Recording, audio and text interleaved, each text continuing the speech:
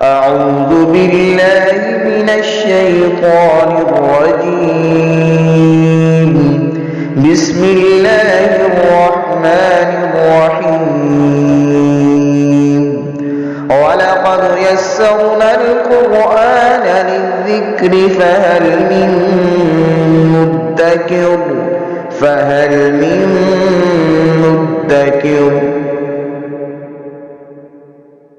بسم اللہ الرحمن الرحیم. سورہ بقرہ کی 204 نمبر آیہ مبارکہ سے پڑھیں گے. اعوذ باللہ من الشیطان الرجیم. بسم اللہ الرحمن الرحیم. وَمِنَ النَّاسِ مَن يُعْجِبُكَ قَوْلُهُ فِي الْحَيَاةِ الدُّنْيَا وَيُشْهِدُ اللَّهَ عَلَى مَا فِي قَلْبِهِ وَهُوَ أَلَدُّ الْخِصَامِ. حج کا ذکر خیر پہلے گزرا ہے. حج کے مختلف احکام اللہ کریم نے بیان فرمائے.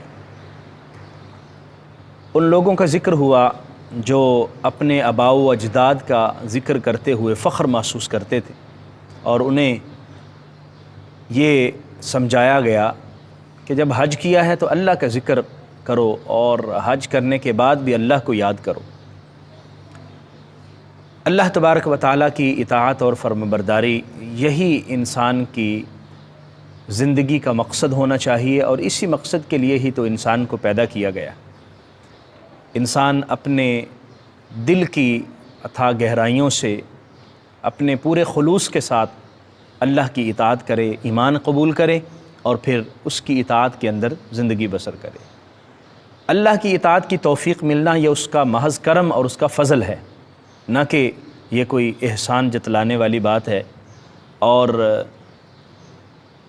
دل کے اندر ایمان کا نہ ہونا اور ظاہری طور پر ایمان کا اعلان کرنا، اللہ تبارک و تعالیٰ نے اس کو منافقت فرمایا، نفاق فرمایا. ایک شخص اخنس نبی کریم صلی اللہ علیہ وسلم کی بارگاہ میں حاضر ہوا اور آ کے کہنے لگا کہ میں ایمان لے آیا ہوں، اور میں اپنے دل پر اللہ کو گواہ بناتا ہوں اور قسم کھاتا ہوں کہ میں دل سے مومن ہوں. لیکن جب حضور کی بارگاہ سے اٹھ کے گیا تو جا کے فساد پھیلانا شروع کر دیا.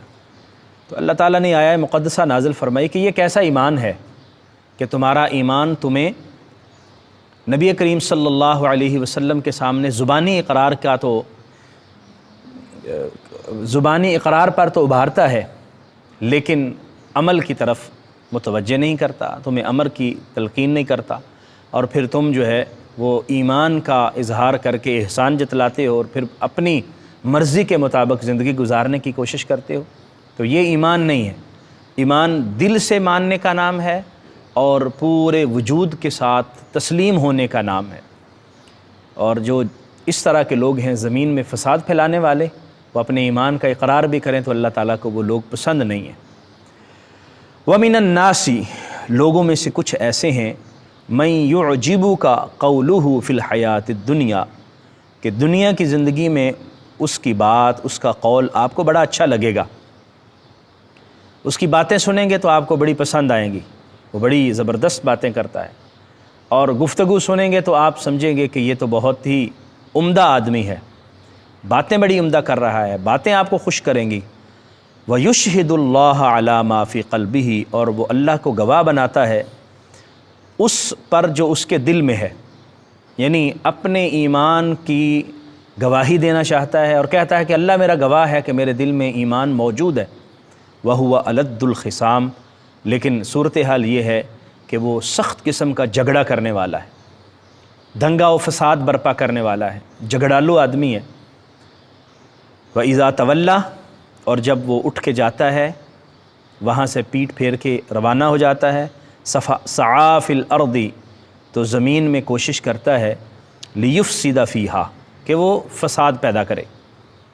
حضور علیہ الصلاۃ والسلام کے پاس بیٹھا ہے تو بڑی خوبصورت باتیں کر رہا ہے، بڑی عمدہ تشریحات کر رہا ہے، اور ایمان کی بڑی اعلیٰ قسم کی باتیں اس کے زبان سے نکل رہی ہیں.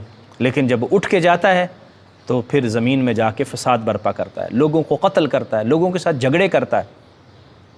وَيُهْلِكَ الْحَرْثَ وَالنَّسْلَ، کھیتیوں کو برباد کرتا ہے، جانوروں کو ہلاک کرتا ہے۔ وَاللَّهُ لَا يُحِبُّ الْفَسَادَ، اللہ تبارک و تعالیٰ فساد کو بالکل پسند نہیں کرتا۔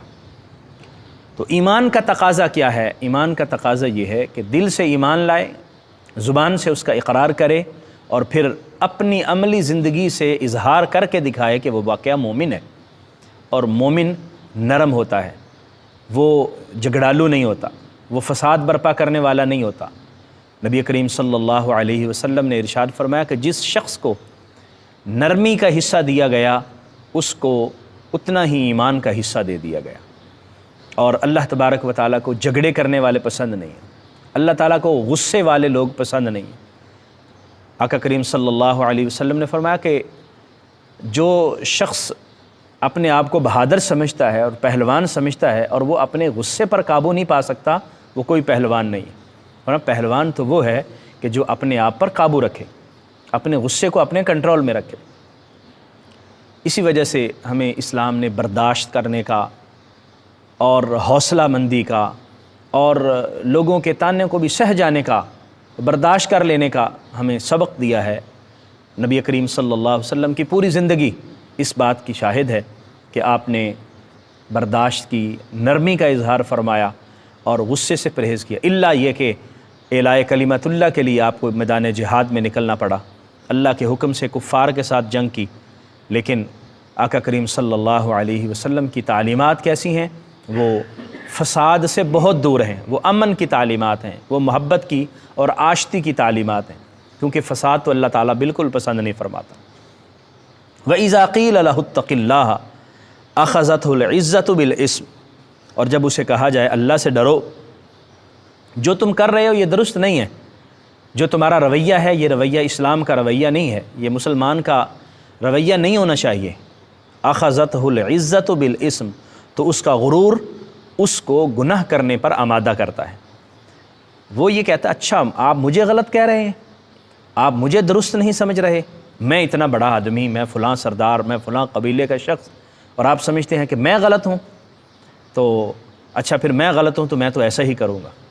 أخذته العزة بالاسم، و میں پھر وہ اس کا جو انانیت ہے اس کی میں جو ہے وہ اس کو گناہ کی طرف لے جاتی ہے۔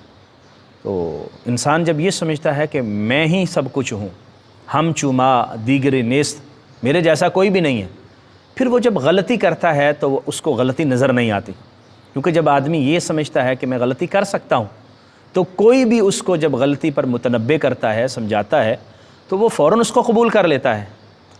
انسان تو ویسے بھی بھولنے والا ہے جی، کہتے ہیں کہ انسان کا لفظ نسیان سے نکلا ہے، بھول سکتا ہے انسان، تو کوئی بھی بھول سکتا ہے۔ انبیاء کرام صرف معصوم ہوتے ہیں، ان سے غلطی خطائیں سرزد نہیں ہوتی، اور ہم جیسے لوگ تو ویسے بھی خطاؤں کے پتلے ہیں، تو کوئی ایسی بات ہو جائے اور غلطی پر کوئی متنبہ کرے تو فوراً غلطی کو تسلیم کر لینا اہل ایمان کا شیوا ہے۔ اور جس کا یہ ذکر کیا جا رہا ہے اخنس کا یا اس طرح کے دوسرے مزاج کے لوگ ہیں، فرمایا کہ وہ اللہ تعالیٰ کو بالکل پسند نہیں ہے۔ فحسبہ جہنم، ایسے شخص کے لیے جہنم ہی کافی ہے۔ وَلَبِئْسَ الْمِہَادُ، اور جہنم بہت برا ٹھکانہ ہے۔ جو شخص ایمان کا اقرار کرے پھر وہ لوگوں کے جان و مال کی حرمت اور عزت کا خیال کرے۔ آقا کریم صلی اللہ علیہ وسلم نے ارشاد فرمایا للمسلم علی المسلم حرام ارزہ و مالہ و دمہ، ایک مسلمان دوسرے مسلمان کے لیے عزت، مال اور خون، یہ اس کا احترام رکھتا ہے، اس کے احترام کا خیال کرتا ہے، کیونکہ کسی کی عزت، مال اور کسی کا خون یہ حرام قرار دیے گئے ہیں کسی بھی شخص کے لیے۔ اور جو غصے میں تھوڑا سا غصے میں آ کے کسی کا مال ضائع کر دے یا کسی کی جان کو ضائع کرے یا کسی کا خون بہا دے یا کسی کی عزت کو پامال کرنے کی کوشش کرے، تو فرمایا کہ یہ حق تلفی ہے اور اللہ تعالیٰ کو یہ پسند نہیں ہے۔ وَمِنَ النَّاسِ مَن يَشْرِي نَفْسَهُ ابْتِغَاءَ مَرْضَاتِ اللَّهِ، اس کے مقابلے میں وہ شخص ہے جو اپنے آپ کو اللہ کے لیے فروخت کر دیتا ہے۔ وَمِنَ النَّاسِ، بعض لوگ ایسے ہیں، مَن يَشْرِي نَفْسَهُ، جو اپنا آپ بیچ ڈالتے ہیں، ابتغاء مرضات اللہ، اللہ کی رضا حاصل کرنے کے لیے۔ واللہ رؤوف بالعباد، اللہ تعالیٰ اپنے بندوں پر بڑا مہربان ہے۔ یہ آیہ مقدسہ مفسرین لکھتے ہیں کہ حضرت صہیب رومی کے بارے میں نازل ہوئی، بعض نے حضرت ابو ذر غفاری کا بھی ذکر کیا، دیگر صحابہ کرام کا ذکر کیا۔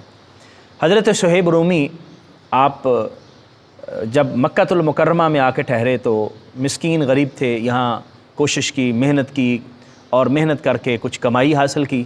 آقا کریم صلی اللہ علیہ وسلم نے جب اعلان نبوت کیا تو حضور علیہ السلام کی غلامی میں آ گئے۔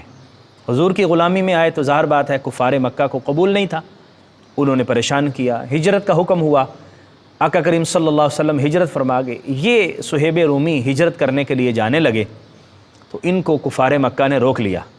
انہوں نے کہا صہیب جب تم روم سے مکہ آئے تھے تو تمہارے پاس کچھ بھی نہیں تھا، ایک پھوٹی کوڑی بھی نہیں تھی، تم یہاں رہے اور یہاں تم نے پیسے کمائے، اب جب تم پیسے والے ہو گئے ہو تو اب تم ہجرت کر کے مدینے جا رہے ہو، ہم تو تمہیں نہیں جانے دیں گے۔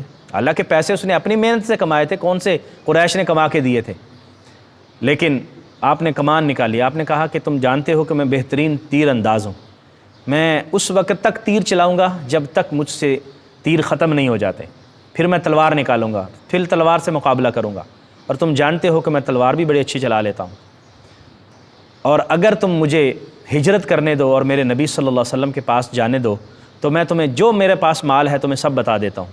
انہوں نے کہا بتاؤ، تو حضرت صہیب رومی نے جہاں مال چھپایا ہوا تھا وہاں بتا دیا کہ فلاں جگہ میں نے اپنا مال چھپایا، وہ سارا تم لے لو اور مجھے میرے آقا کے پاس جانے دو، میرا رستہ نہ روکو۔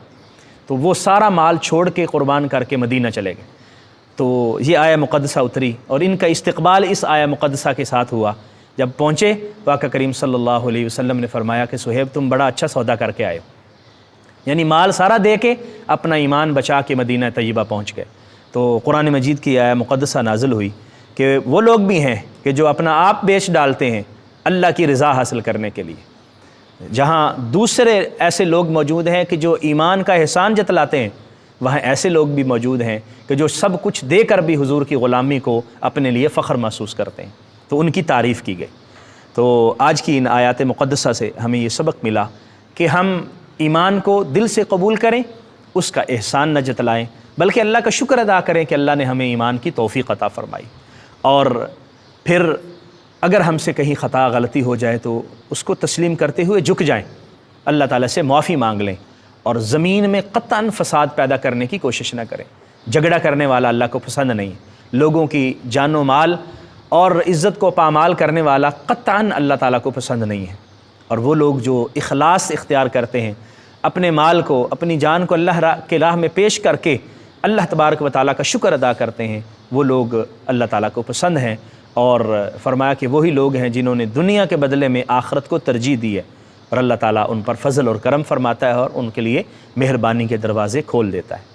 اللہ کریم ہمیں سمجھنے کی، عمل کی توفیق عطا فرمائے، آمین۔ وآخر دعوایا ان الحمد للہ رب العالمین۔